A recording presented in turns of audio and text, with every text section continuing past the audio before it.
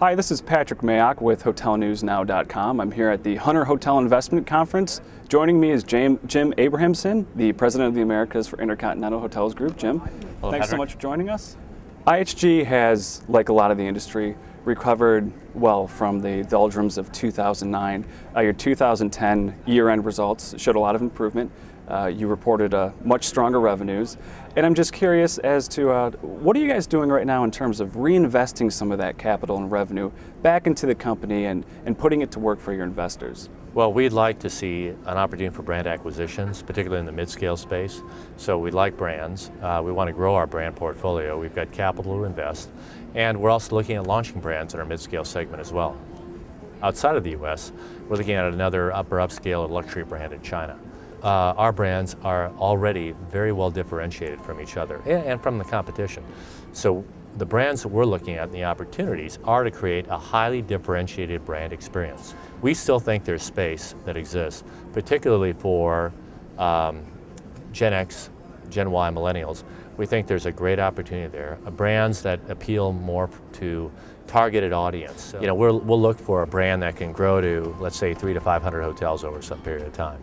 But will we see brands that, you know, develop chains of 2,000 and more properties? Probably not. I think the future will be about more segmented experiences. One of the things that IHG really seems to be doing now is focusing on growth and trying to establish some momentum going forward. You have the biggest pipeline with 18%, I think. And I'm just curious if you could maybe outline your development and expansion strategy. Let's just focus on the Americas for now. Great. Well, you know, we have 7 brands today, so we're seeing good growth across all of our brands. Difficult environment right now for new construction. So we're seeing the majority of the expansion work we're doing are largely conversions. We think there's a great opportunity for IHG to expand its brands into, you know, existing hotels through a renovation and a repositioning and a rebranding to be able to capture more revenue. Secondly, we are working with our new construction brands, predominantly Holiday Inn Express, Candlewood Suites, Staybridge Suites. Smaller hotels are seeing financing, local banks financing new construction. So there is a market. It's not that there's no market, but there's a market for small hotels getting new construction financing. All right, Jim, sort of winding down the conversation here. I realize IHG doesn't give forward-looking statements about your own company's performance, but maybe if you could comment generally about the state of the industry. Where do you think we are right now in terms of recovery, and what do you see for year-end 2011 and going into 2012?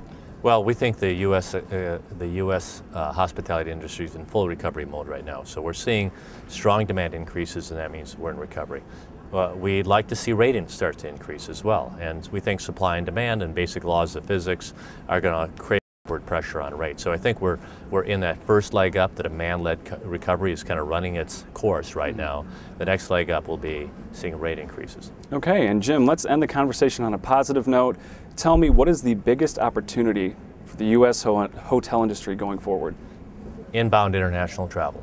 Last year there were about 3 million inbound Chinese travelers that visited, you know, other parts of the globe. Only about 500,000 of those came to the U.S.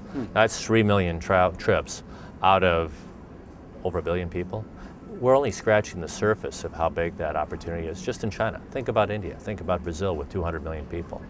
Capturing more of that and working together with our national legislators to find proper ways with the State Department to have not only safe and secure borders, but open, you know, to arrivals and to foreign visitors.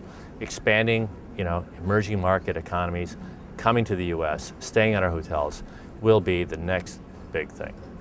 So we're in the throes of recovery with a lot of great opportunities down the road. It sounds like a very exciting time for the hotel industry. So Jim, thanks so much for joining us. Again, really appreciate your time. Thank you, Patrick.